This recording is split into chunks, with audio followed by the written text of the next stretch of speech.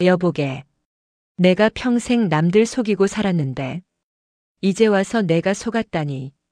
박서방은 빈손으로 마을 어귀에 주저앉았습니다. 손에 쥐었던 것은 아무것도 없었습니다. 아니, 아무것도 없는 게 아니라 빚더미만 남았더군요. 그가 평생 모았던 돈, 마을 사람들에게 빌린 소들, 심지어 자기 집까지 모두 한순간에 날아가 버렸습니다. 내가 뭘 잘못한 거지? 장사꾼이 돈 벌려고 한 게 뭐가 잘못이란 말인가? 하지만 그는 곧 깨닫게 됩니다. 자신이 얼마나 많은 사람들을 속였는지, 그 탐욕이 얼마나 무서운 것인지를요. 오늘은 조선시대 한 소몰이꾼의 기막힌 이야기를 들려드리려 합니다. 탐욕에 눈이 멀어 모든 걸 잃었다가 뒤늦게 참회하며 인생을 다시 시작한 박서방의 이야기입니다. 자, 그럼 지금부터 이 흥미진진한 이야기 속으로 함께 떠나보실까요? 박서방이 처음 소장수 일을 시작한 건 25살 때였습니다. 그때만 해도 박서방은 참 성실한 청년이었거든요. 새벽같이 일어나 마을 어귀에서 소를 몰고 장터를 돌아다니며 소를 사고 팔았습니다. 박서방, 이 소 얼마요? 김영감님, 이 소는 팔팔하고 건강한 놈이라 은자 10량은 받아야 합니다. 정직하게 장사를 했습니다. 병든 소는 병들었다고 말하고 나이든 소는 나이 들었다고 솔직하게 고백했죠. 그래서 사람들이 박서방을 믿었습니다. 저 양반은 거짓말을 모르는 사람이야. 박서방한테 소 사면 절대 손해보는 법이 없지. 마을 사람들의 신뢰는 두터웠고 박서방의 주머니도 조금씩 두둑해졌습니다. 결혼도 하고 작은 초가집도 한 채 장만했죠. 아내는 현명하고 착한 여인이었습니다. 서방님, 욕심내지 마시고 이렇게만 살아요. 우리 이만하면 충분하잖아요. 그래야지 그래. 나도 그럴 생각이요. 박서방은 고개를 끄덕이며 대답했습니다. 그때까지만 해도 그랬습니다. 그때까지만 해도요.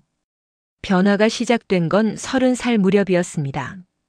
어느 날 이웃 마을의 최 부자가 큰 장사를 하는 걸 보게 됐거든요. 최 부자는 박서방보다 나이도 어렸는데 벌써 기와집을 3채나 갖고 있었습니다. 어떻게 저렇게 빨리 부자가 됐을까? 박서방의 가슴속에 묘한 감정이 피어올랐습니다. 부러움과 질투가 뒤섞인 그 감정은 점점 커져갔죠. 저 양반은 뭔가 특별한 방법이 있을 거야. 박서방은 최 부자의 장사 방법을 몰래 엿보기 시작했습니다. 그리고 알게 됐죠. 최 부자는 결코 정직하지 않았다는 것을요. 병든 소에게 약을 먹여 잠깐 동안 멀쩡해 보이게 만들었고 저울을 살짝 조작해서 무게를 속였으면 가난한 농부들의 급한 사정을 이용해 헐값에 소를 사들였습니다. 저렇게 하면 돈을 빨리 벌 수 있겠구나. 박서방의 마음속에 작은 악마가 속삭이기 시작했습니다. 나만 정직하게 살면 뭐해? 세상이 원래 그런 거 아닌가? 한두 번만 그렇게 해보자. 그래서 돈 좀 모으면 다시 정직하게 살면 되잖아. 그렇게 박서방은 스스로를 합리화하기 시작했습니다. 첫 번째 부정직한 장사는 생각보다 쉬웠습니다. 김영감이 급하게 소를 팔러 왔을 때였습니다. 김영감의 아들이 병에 걸려 약값이 급히 필요했거든요. 박서방, 이 소 좀 사주시게. 급히 돈이 필요하네. 어디 보자. 박서방은 소를 찬찬히 둘러봤습니다. 팔팔한 수소였습니다. 시세대로라면 은자 15냥은 주어야 할 소였죠. 하지만 박서방의 입에서는 다른 말이 나왔습니다. 이 소다리가 좀 약해 보이는데요. 그리고 눈빛도 맑지 않고. 아니, 이 소가 얼마나 건강한데. 김영감님, 제가 소장수를 몇 년 했는데요. 이 소는 길어야 1년 더 일할 수 있을 겁니다. 은자 8냥이면 어떻겠습니까? 8냥이라니. 너무 적은 거 아니요? 그럼 다른 데 가서 파십시오. 하지만 급하시다면서요? 박서방은 냉정하게 말했습니다. 김영감은 결국 울며 겨자 먹기로 8냥을 받고 소를 넘겼습니다. 박서방은 그 소를 사흘 뒤 다른 마을에서 14냥에 팔았습니다. 단번에 6냥을 남긴 거죠. 이렇게 쉬운 일을. 그날 밤 박서방은 잠을 이룰 수 없었습니다. 하지만 그것은 양심의 가책 때문이 아니었습니다. 흥분과 기대감 때문이었죠. 이제야 알겠어. 부자가 되려면 이렇게 해야 하는 거야. 그 뒤로 박서방은 점점 변해갔습니다. 예전처럼 정직하게 장사하는 일이 바보 같게 느껴졌거든요. 솔직하게 말하면 적게 벌고 속이면 많이 버는데 누가 솔직하게 장사를 하겠습니까? 여보, 요즘 돈이 많이 들어오네요. 아내가 의아해하며 물었습니다. 장사가 잘 되니까 그렇지 뭐. 박서방은 대충 얼버무렸습니다. 아내의 눈빛이 불안해 보였지만 박서방은 신경 쓰지 않았습니다. 이제 박서방은 온갖 꾀를 부리기 시작했습니다. 나이든 소의 뿔을 깎아서 젊어 보이게 만들고 마른 소에게 물을 잔뜩 먹여 살이 쪄 보이게 했습니다.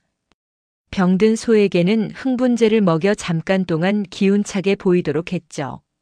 저울도 몰래 조작했습니다. 사올 때는 무게를 적게 재고 팔 때는 무겁게 재는 겁니다. 이게 다 장사 수완 아니겠나? 박서방은 스스로를 정당화했습니다. 마을 사람들은 점점 박서방을 멀리하기 시작했습니다. 요즘 박서방 장사가 이상해. 내가 그한테 산 소가 사흘 만에 병들어 쓰러졌다네. 예전엔 정직한 사람이었는데 돈에 눈이 먼 모양이야. 하지만 박서방은 아랑곳하지 않았습니다. 오히려 코웃음을 쳤죠. 저것들이 뭘 알아. 장사는 원래 그런 거야. 박서방의 악명은 점점 퍼져나갔습니다. 박서방한테는 절대 소를 팔지도 사지도 마라. 저 사람 완전히 변했어. 이제 사람을 못 믿겠더라고. 하지만 박서방의 주머니는 점점 두둑해졌습니다. 초가집을 헐고 기와집을 지었고 옷도 비단 옷을 해입었습니다. 내가 잘 사는 게 무슨 죄요? 다들 질투하는 거지. 박서방은 우쭐했습니다. 어느 날 오랜 친구 이서방이 찾아왔습니다. 박서방, 자네 요즘 장사하는 방식이 너무 심한 거 아닌가? 무슨 소리야? 난 정당하게 장사하고 있어. 정당하게? 김영감네 소 헐값에 사간 거 다들 알고 있어. 그 영감 아들 약값 때문에 급했던 거 이용한 거잖아. 그게 뭐가 잘못됐다는 건가? 장사는 서로 흥정하는 거야. 김영감이 팔겠다고 한 거고 내가 산 거지. 박서방, 자네 양심이 하나도 안 아픈가? 양심? 양심 갖고 장사하면 굶어 죽어. 이서방, 자네도 그렇게 살아보게. 평생 가난하게 살 테니까. 이서방은 한숨을 쉬며 돌아갔습니다. 박서방은 그런 친구가 한심하게 느껴졌죠. 아내는 날이 갈수록 걱정이 깊어졌습니다. 서방님, 우리 이렇게 사는 게 맞는 걸까요? 무슨 소리야? 이제 좀 살만하잖아. 당신이 늘 원하던 비단 치마도 사줬고. 전 그런 거 필요 없어요. 예전처럼 정직하게 살면 안 될까요? 에이, 무슨 고리타분한 소리를. 세상이 얼마나 빠르게 변하는데. 우리도 변해야지. 아내는 더 이상 말하지 않았습니다. 하지만 그 눈빛에는 깊은 슬픔이 서려 있었죠. 밤마다 아내는 불전에 엎드려 기도했습니다. 부처님, 제 남편이 올바른 길로 돌아올 수 있게 해주세요. 저희가 가난해도 괜찮으니 제발 바른 마음으로 살게 해주세요. 하지만 박서방의 귀에는 그런 기도 소리조차 들리지 않았습니다. 돈 세는 소리만이 그의 귓가를 맴돌았을 뿐이죠. 하나, 둘, 셋. 은자를 세는 박서방의 눈빛은 탐욕으로 번들거렸습니다. 이제 박서방의 욕심은 끝이 없었습니다. 마을에서 소장수 일만으로는 성에 차지 않았거든요. 더 큰 장사를 하고 싶었습니다. 이웃 마을까지 영역을 넓혀야겠어. 박서방은 이웃 마을로 진출하기 시작했습니다. 그곳 사람들은 박서방의 악명을 모르니까요. 저는 경상도에서 제일 가는 소장수입니다. 제가 고르는 소는 절대 실패가 없지요. 박서방은 자신만만하게 말했습니다.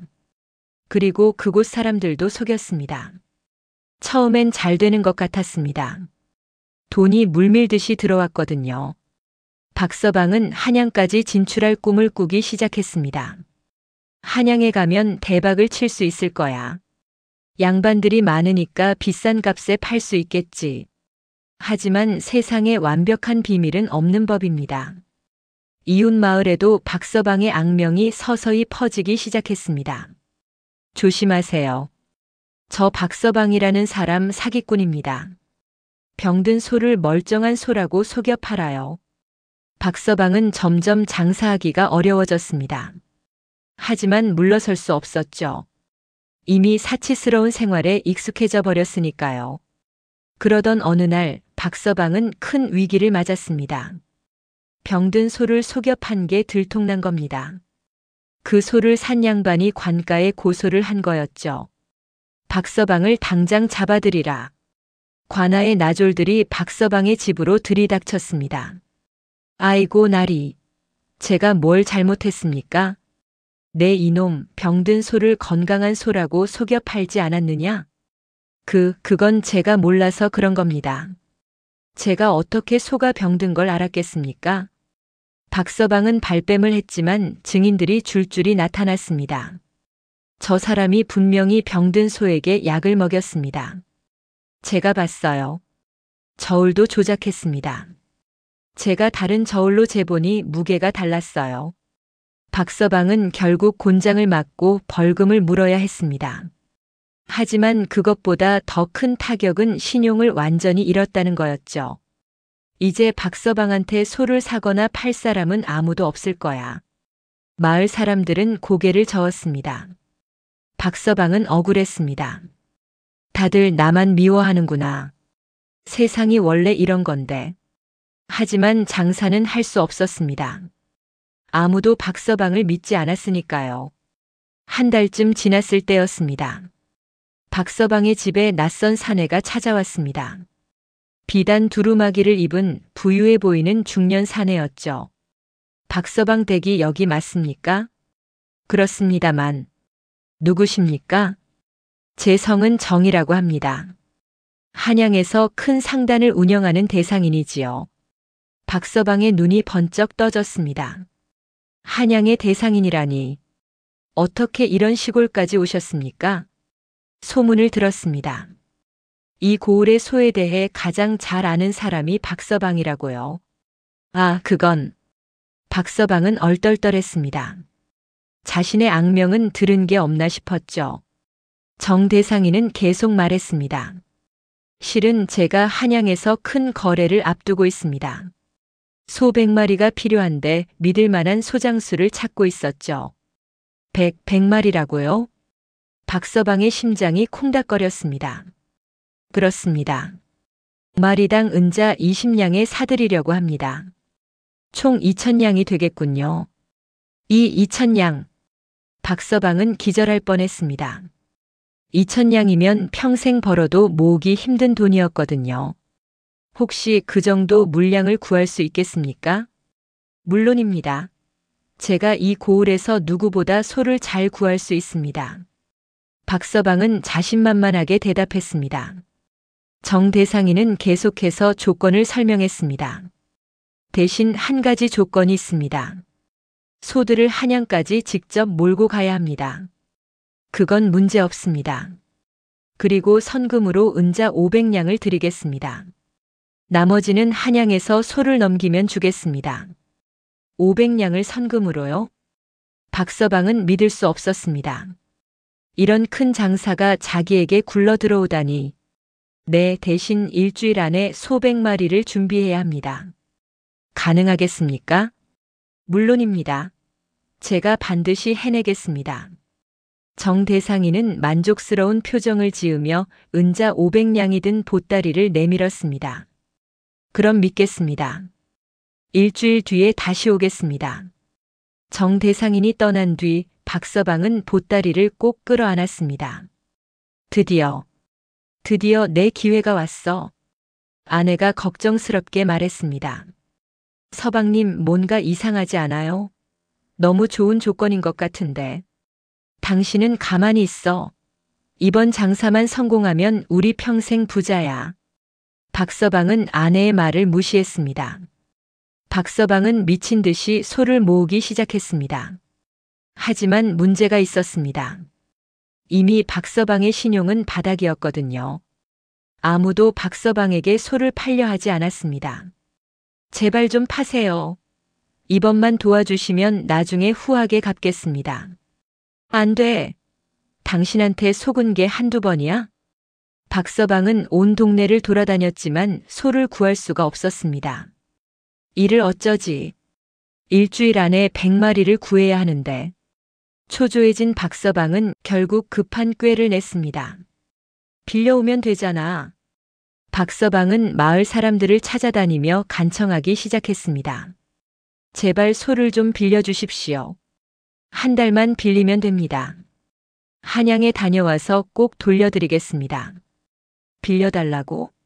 안 돌려주면 어쩔 건데? 제 집 문서를 담보로 드리겠습니다. 소를 안 돌려드리면 집을 가져가셔도 됩니다. 사람들은 반신반의했지만 집 문서를 담보로 내놓겠다니 한두 마리씩 소를 빌려주기 시작했습니다.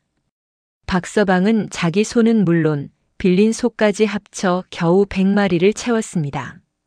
하지만 그것도 모자라 아내 몰래 집 문서까지 저당 잡히고 돈을 빌려 소를 더 샀죠. 서방님, 정말 괜찮을까요? 우리 집까지 걸었잖아요.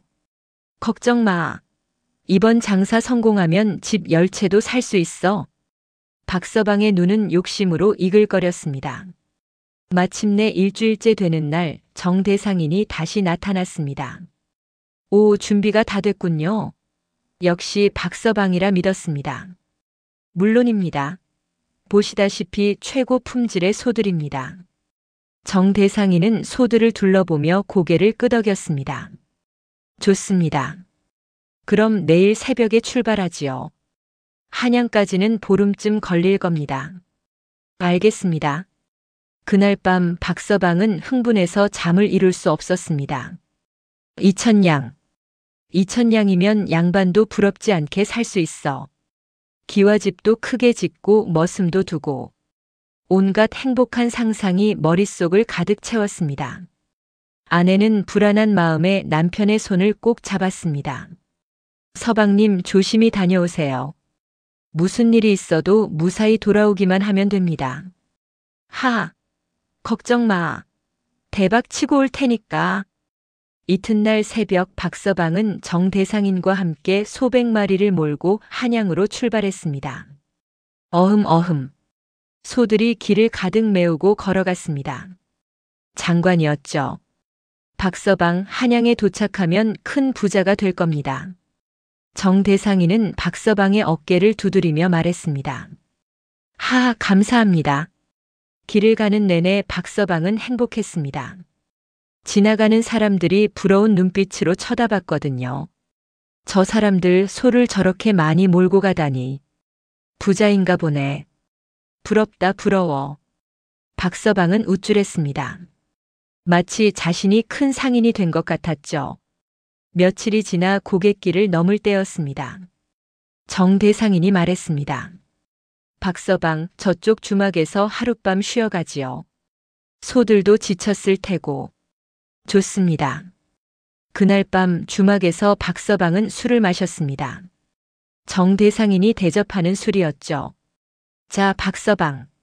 큰일을 성공할 축배를 듭시다. 좋습니다. 박서방은 기분이 좋아 술을 마셨습니다. 한 잔, 두 잔, 세 잔. 그리고 정신을 잃었습니다. 다음 날 아침 박서방은 머리가 깨질 듯 아파서 눈을 떴습니다. 머리야. 주위를 둘러봤습니다. 주막 방 안에는 박서방 혼자뿐이었습니다. 정대상인은 어디 갔지?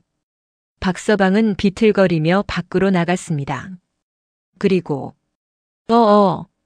소들이 한 마리도 없었습니다. 100마리의 소가 모두 사라져버린 겁니다. 소가 어디 갔어? 박서방은 미친 듯이 소리쳤습니다. 주막 주인이 나와서 말했습니다. 아침 일찍 정대상인이라는 분이 소들 몰고 떠났습니다.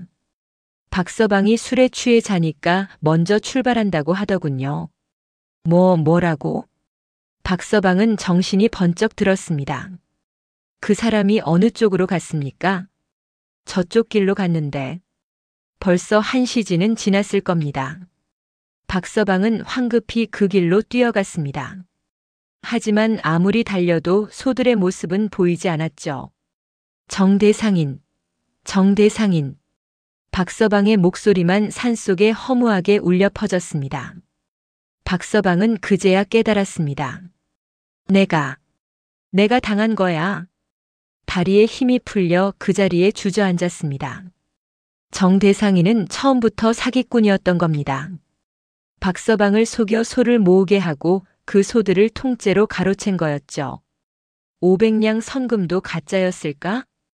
박서방은 허리춤의 보따리를 열어봤습니다. 은자가 들어있긴 했지만 자세히 보니 반은 납덩이였습니다. 이럴 수가. 실제 은자는 절반도 안 됐습니다. 나머지는 은처럼 보이게 도구만 납덩이였던 거죠. 박서방은 하늘이 무너지는 것 같았습니다. 내가 평생 모은 돈, 빌린 소들, 집 문서까지 모든 게 사라졌습니다. 아니, 사라진 게 아니라 빚더미만 남았습니다. 이를 어쩐다. 이를 어째. 박서방은 머리를 쥐어뜯었습니다. 주막 주인이 동정하는 눈빛으로 말했습니다. 그 정대상인이라는 사람 소문난 사기꾼이라더군요. 여러 곳에서 그런 짓을 했다고 합니다. 왜 미리 말해주지 않았습니까? 손님이 그렇게 좋아하시길래. 그리고 제가 어찌 알았겠습니까? 나중에 다른 장사꾼한테 듣고 알았습니다. 박서방은 절망했습니다. 박서방은 며칠을 헤매다가 겨우 마을로 돌아왔습니다. 하지만 집으로 갈 수 없었습니다. 마을 사람들에게 무슨 낯으로 돌아갑니까?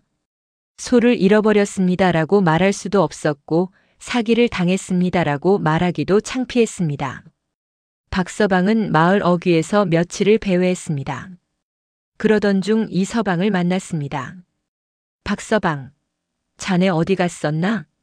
다들 자네를 찾고 있네. 이서방, 소를 빌려준 사람들이 난리가 났어. 소를 돌려달라고. 자네 집 문서를 담보로 잡았다면서. 박서방은 아무 말도 할 수 없었습니다. 도대체 무슨 일이 있었나? 이서방의 물음에 박서방은 그제야 모든 이야기를 털어놨습니다. 정대상인에게 당한 일, 소를 모두 잃어버린 일. 아이고, 자네가 그런 일을. 이서방은 한숨을 쉬었습니다. 내가 뭐라고 했나? 욕심을 부리지 말라고 했지 않았나? 이서방, 나를 좀 도와주게. 나는 이제 어떻게 해야 하나? 박서방은 처음으로 눈물을 흘렸습니다. 소식은 금세 마을에 퍼졌습니다. 박서방이 소를 모두 잃어버렸다고. 우리 소는 어떻게 되는 거야? 마을 사람들은 분노했습니다. 소를 빌려준 사람들이 박서방의 집으로 몰려갔죠. 박서방, 나와. 우리 소 내놔. 당장 소를 돌려줘. 안 그러면 집을 내놓으라고. 아내는 울면서 사람들에게 빌었습니다. 제발 용서해 주세요. 남편이 잘못했습니다. 조금만 시간을 주십시오. 시간은 무슨 시간? 소를 당장 내놔. 사람들의 분노는 가라앉지 않았습니다. 결국 관가에서 나졸들이 와서 박서방의 집 문서를 압류했습니다. 이 집은 이제 빚을 갚는 데 쓸 것이니 보름 안에 나가야 합니다. 나리 제발 용서해 주십시오. 아내는 무릎을 꿇고 빌었지만 법은 냉정했습니다. 박서방은 마을 어귀에서 모든 광경을 지켜보고만 있었습니다. 집으로 돌아갈 용기가 나지 않았거든요. 내가 이 모든 걸 만들었구나. 그날 밤 박서방은 몰래 집으로 돌아왔습니다. 아내는 짐을 꾸리고 있었습니다. 눈물로 범벅이 된 얼굴이었죠. 여보. 박서방이 조심스럽게 불렀습니다. 아내는 돌아보지도 않았습니다. 서방님, 제가 뭐라고 했습니까? 욕심내지 말라고 정직하게 살자고 했잖아요. 미안하오. 내가 잘못했어. 이제 미안하다고 해서 뭐가 달라집니까? 우리 집도 없고 돈도 없고 사람들한테 빚만 잔뜩 졌는데. 아내는 울음을 터뜨렸습니다. 박서방도 무릎을 꿇고 울었습니다. 내가 너무 어리석었소. 내가 욕심이 과했소. 서방님, 전 친정으로 돌아가겠어요. 이제 서방님과는 함께 살 수 없어요. 여보, 제발 떠나지 마시오. 하지만 아내의 마음은 돌아서고 말았습니다. 서방님이 정말 뉘우친다면 언젠가 다시 만날 수도 있겠죠. 하지만 지금은 안 됩니다. 아내는 짐을 싸들고 집을 나갔습니다. 박서방은 빈집에 혼자 남았습니다. 박서방은 완전히 바닥까지 떨어졌습니다. 집도 없고 돈도 없고 아내도 떠났습니다. 마을 사람들은 모두 박서방을 손가락질했죠. 저 사람 봐, 욕심 부리다가 저꼴 났지. 인과응보야, 인과응보. 남 속이던 사람이 결국 속았으니. 박서방은 거지처럼 떠돌아다녔습니다. 먹을 것을 구걸하고 남의 헛간에서 잠을 잤습니다. 추운 겨울밤 박서방은 쓰러진 절간 마루에 누워 있었습니다. 내가 왜 이렇게 됐을까? 왜? 하늘을 올려다보며 중얼거렸습니다. 나는 단지 잘 살고 싶었을 뿐인데, 가족을 잘 먹여 살리고 싶었을 뿐인데, 하지만 이내 깨달았습니다. 아니야. 나는 그냥 탐욕스러웠어. 다른 사람을 속이면서까지 부자가 되려고 했지. 처음으로 자신의 잘못을 정직하게 인정했습니다. 김영감. 미안하오. 병든 아들 때문에 급한 걸 알면서도 헐값에 소를 샀소. 이서방. 미안하네. 자네가 충고했을 때 들었어야 했어. 마을 사람들. 미안하오. 여러분의 소를 지키지 못해서. 그리고 여보. 미안하오. 박서방은 밤새 눈물을 흘렸습니다. 어느 추운 아침이었습니다. 박서방은 길가에서 쓰러져 있었습니다. 며칠을 굶어서 기운이 하나도 없었거든요. 그때 한 노승이 지나가다가 박서방을 발견했습니다. 이 사람 괜찮으신가? 노승은 박서방을 절로 데려갔습니다. 따뜻한 죽을 먹이고 잠자리를 마련해줬죠. 스님 감사합니다. 박서방은 눈물을 흘리며 고마워했습니다. 이복에 무슨 사연이 있는가? 이렇게 된 이유가 있을 것 아닌가? 박서방은 노승에게 모든 이야기를 털어놨습니다. 자신이 얼마나 탐욕스러웠는지, 얼마나 많은 사람을 속였는지, 그리고 결국 어떻게 모든 걸 잃었는지. 노승은 조용히 듣고 나서 말했습니다. 그대는 이제 깨달았는가? 탐욕이 얼마나 무서운 것인지를. 네, 스님. 저는 이제 알았습니다. 제가 얼마나 어리석었는지. 깨달았다면 다행이네. 하지만 깨달음만으로는 부족하지. 이제 무엇을 할 것인가? 저는 다시 시작하고 싶습니다. 정직하게, 바르게 살고 싶습니다.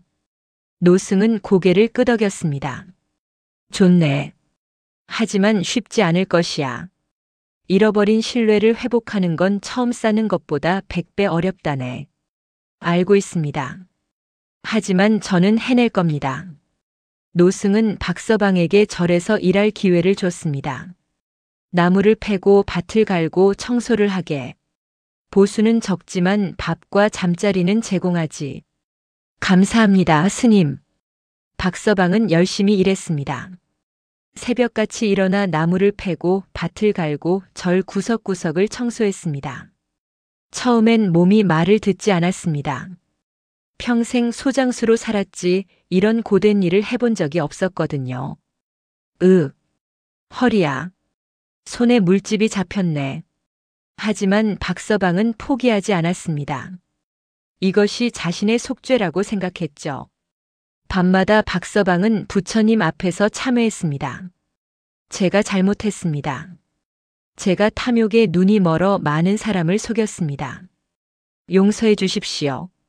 몇 달이 지나자 박서방의 몸도 단단해졌고 마음도 차분해졌습니다. 노승이 말했습니다. 이제 그대 눈빛이 달라졌구먼. 예전의 탐욕스러운 눈빛은 사라지고 맑은 눈빛이 되었네. 스님 덕분입니다. 아니야, 그대 스스로 노력한 결과지.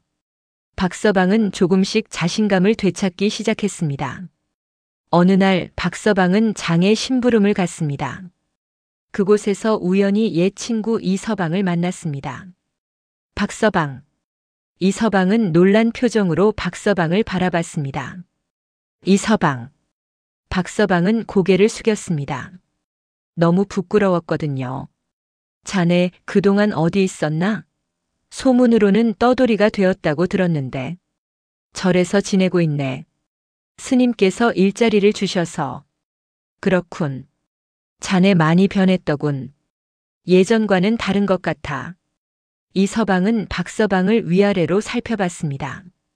남루한 옷차림이었지만 눈빛만은 맑았습니다. 이서방. 미안하네. 예전에 자네 충고를 듣지 않아서. 그리고 자네를 무시했었지. 박서방은 진심으로 사과했습니다. 이서방은 잠시 말이 없다가 미소를 지었습니다. 괜찮네.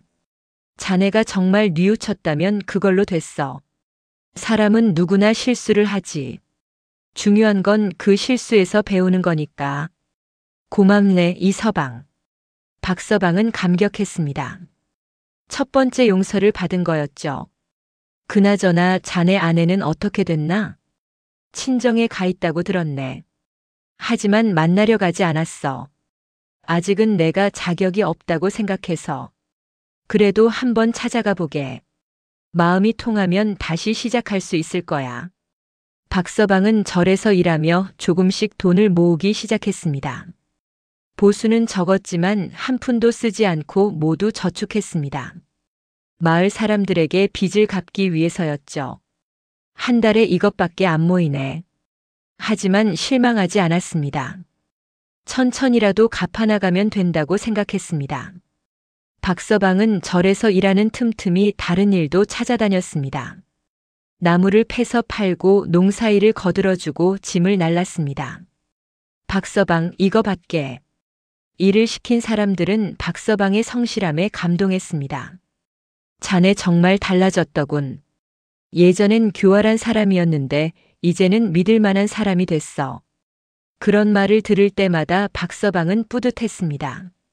몇 달 뒤 박서방은 처음으로 마을로 갔습니다. 김영감을 찾아가기 위해서였죠. 김영감님. 누구냐? 아니, 박서방. 김영감은 놀라서 뒤로 물러섰습니다. 영감님, 도망가지 마십시오. 저는 사과하러 왔습니다.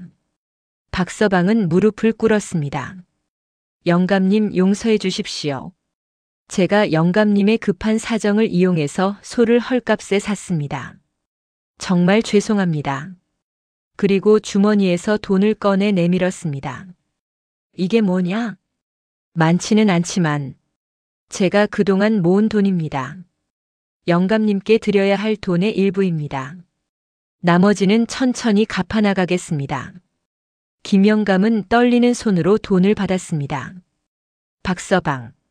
자네 정말 변했구먼. 소문은 빠르게 퍼졌습니다. 박서방이 김영감한테 돈을 갚으러 갔대. 정말? 그 박서방이? 응, 무릎 꿇고 사과했다더라.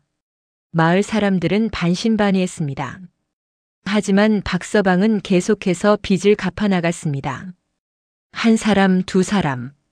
조금씩이지만 확실하게 갚아나갔죠. 박서방, 천천히 갚아도 돼. 우리도 자네가 이렇게 노력하는 걸 보니 믿음이 가는구먼. 어느 날 최 부자가 박서방을 찾아왔습니다. 박서방, 자네한테 일거리가 하나 있는데 할 수 있겠나? 무슨 일이든 하겠습니다. 내 소들을 돌봐줬으면 하네. 자네가 소에 대해선 전문가니까 보수는 제대로 주겠네. 박서방은 감격했습니다. 최 부자는 예전에 자신의 경쟁자였습니다. 그런 사람이 일거리를 주다니. 정말입니까? 제가 그 일을 맡아도 되겠습니까? 자네 요즘 평판이 좋더군. 성실하고 정직하다고. 그런 사람이 필요했어. 박서방은 눈물을 흘렸습니다. 감사합니다. 최고로 잘하겠습니다. 이렇게 박서방은 다시 소와 관련된 일을 시작하게 됐습니다. 하지만 예전과는 달랐죠. 이제는 속이지 않았습니다. 정직하게 성실하게 일했습니다. 1년이 지났습니다. 박서방은 열심히 일해서 빚의 절반을 갚았습니다.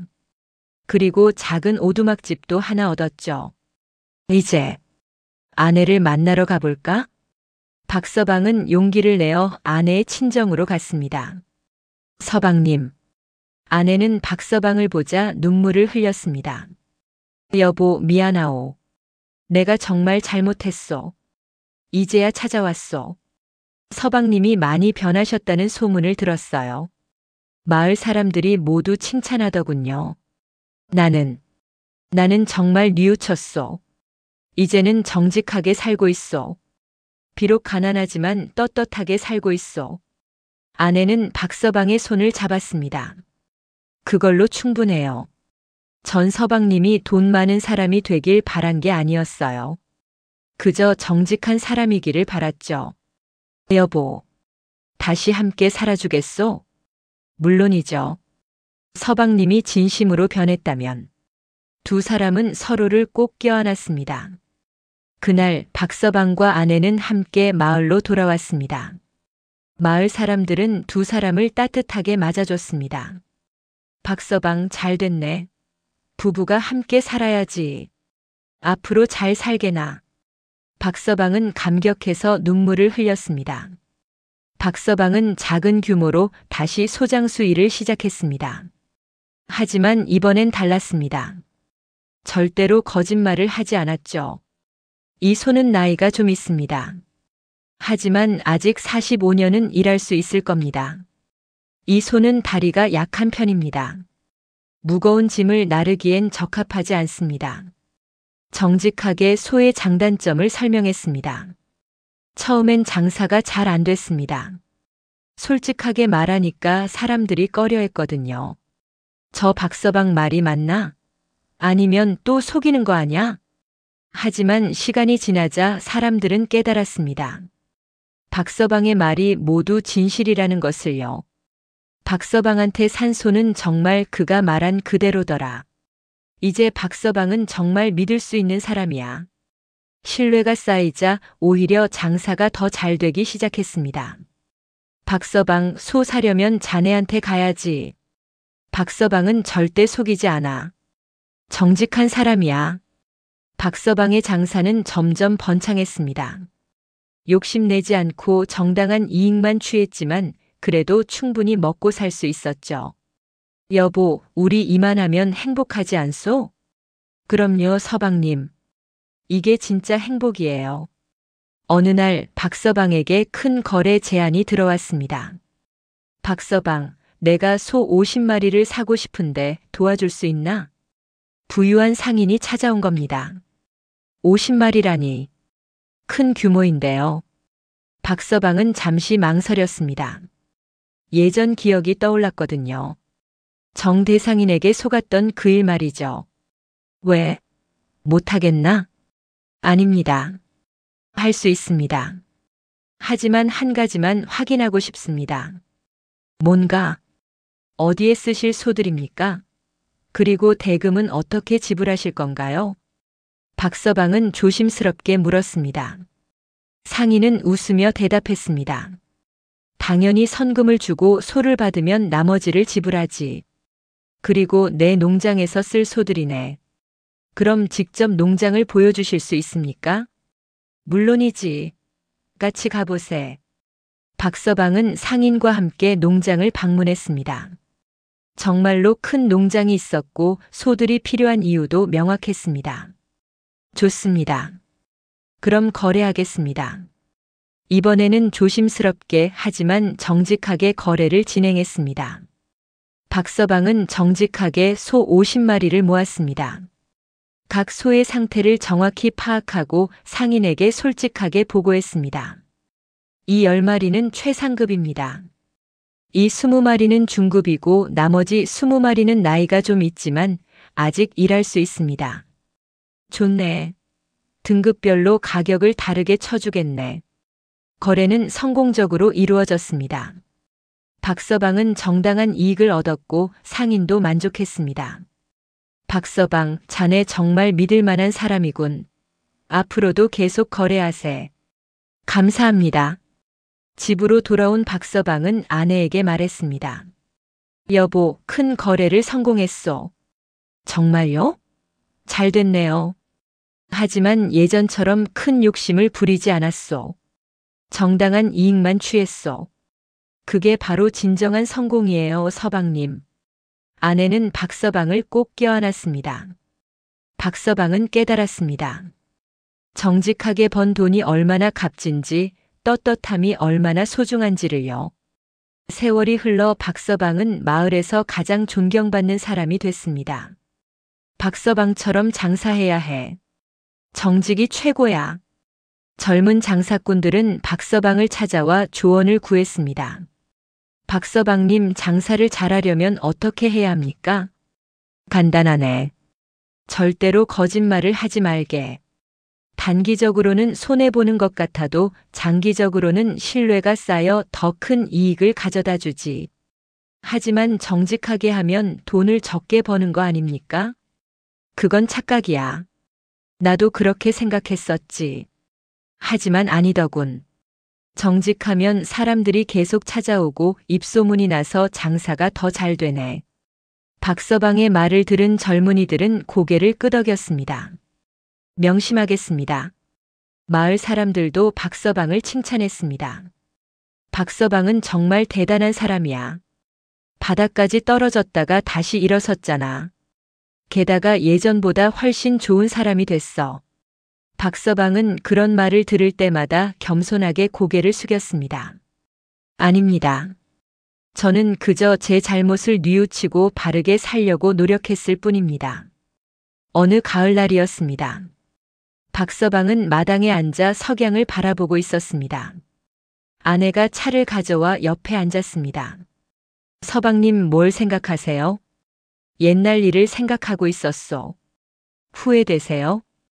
후회라기보다는 다행이라는 생각이 두오. 그때 그 일이 없었다면 나는 평생 탐욕스러운 사람으로 살았을 거요. 박서방은 미소를 지었습니다. 지금은 비록 예전만큼 돈이 많지 않지만 훨씬 행복하오. 마음이 편안하거든. 저도 그래요, 서방님. 예전엔 비단 옷을 입고 기와집에 살았지만 마음은 불안했어요. 지금은 소박하게 살지만 마음이 평온해요. 두 사람은 서로를 바라보며 웃었습니다. 해가 저물고 별들이 하나둘 떠오르기 시작했습니다. 여보, 우리 참 많은 일을 겪었소. 그래요. 하지만 그 덕분에 소중한 걸 배웠잖아요. 탐욕은 결국 파멸을 가져오고 정직은 진정한 부를 가져온다는 것을 말이요. 박서방은 하늘의 별들을 바라보며 중얼거렸습니다. 정직이 곧 최고의 재산이로구나. 여러분, 오늘 박서방의 이야기는 여기서 마무리됩니다. 탐욕에 눈이 멀어 모든 것을 잃었던 한 남자가 뒤늦게나마 뉘우치고 정직한 삶을 되찾은 이야기였습니다. 우리는 이 이야기에서 귀한 교훈을 배웠습니다. 탐욕은 순간의 이익을 가져다 줄지 몰라도 결국엔 모든 걸 앗아갑니다. 신뢰를, 가족을, 그리고 자신의 영혼까지도 말이죠. 반대로 정직은 당장은 손해처럼 보일지 몰라도 시간이 지나면 가장 큰 재산이 됩니다. 사람들의 신뢰와 존경, 그리고 마음의 평안이라는 값진 보물을 얻게 되니까요. 박서방은 어렵게 배웠지만 결국 깨달았습니다. 진짜 부자는 돈이 많은 사람이 아니라 떳떳한 마음으로 사는 사람이라는 것을요. 여러분께서도 혹시 작은 욕심, 작은 거짓말로 손쉬운 이익을 얻으려는 유혹을 받으실 때가 있으실 겁니다. 그때 오늘 박서방의 이야기를 떠올려 보십시오. 정직이 곧 최고의 재산입니다. 오늘도 이 긴 이야기를 끝까지 들어주셔서 진심으로 감사드립니다. 혹시 이 이야기가 마음에 드셨다면 구독 버튼을 눌러주시고 좋아요로 응원해주세요. 그리고 어르신들께도 이런 좋은 이야기를 함께 나누고 싶으시다면 댓글로 알려주시면 더욱 좋은 이야기로 찾아뵙겠습니다. 알림 설정도 꼭 해주셔서 새로운 이야기가 올라올 때마다 가장 먼저 만나보세요. 다음에도 더욱 흥미진진한 야담으로 찾아뵙겠습니다. 건강하시고 항상 행복하세요.